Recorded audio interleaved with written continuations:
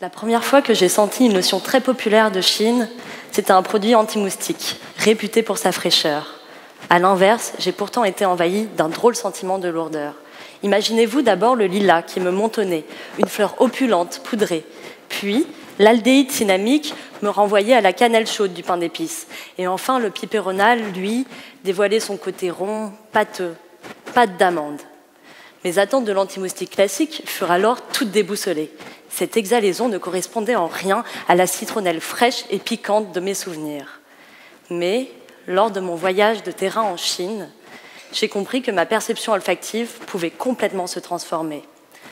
L'enjeu de ma thèse en anthropologie est de ramener la perception olfactive à un état de conscience. Car le plus souvent, au moment où nous percevons l'odeur, nous percevons que le contenu de la perception. Mais nous n'avons pas réellement conscience de tous les mécanismes qui interfèrent avec l'information sensorielle.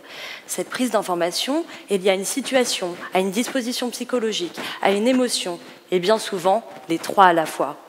Sentir, c'est donc avoir du flair, c'est représenter, juger, interpréter, mais aussi parler et partager.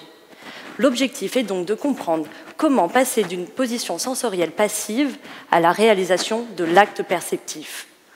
Pour arriver à mes fins, je réalise des entretiens individuels dans lesquels je questionne mes interlocuteurs sur leurs pratiques et mémoires d'odeur. Je collectionne toutes celles qui paraissent insignifiantes, celles qui ne posent jamais de questions. Cette approche ne sert pas à révéler la Madeleine de Proust en chacun, mais bel et bien les odeurs qu'on oublie aussi vite senties.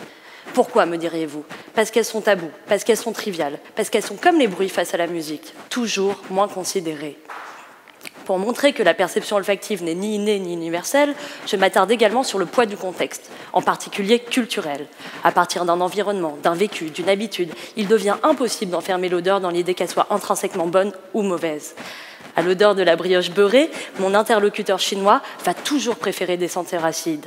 Tout est donc nuance et variation dans les seuils de tolérance. On va supporter une odeur en fonction de son rapport à l'hygiène, en fonction d'un jugement moral, en fonction même des conditions météorologiques, sans oublier que l'odeur est aussi une histoire de représentation.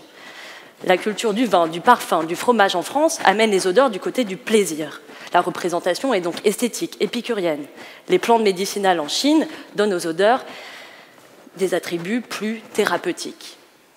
Mon travail consiste alors à enregistrer le moment de la perception olfactive et à dévoiler comment nos manières d'identifier l'odeur fondent nos différences.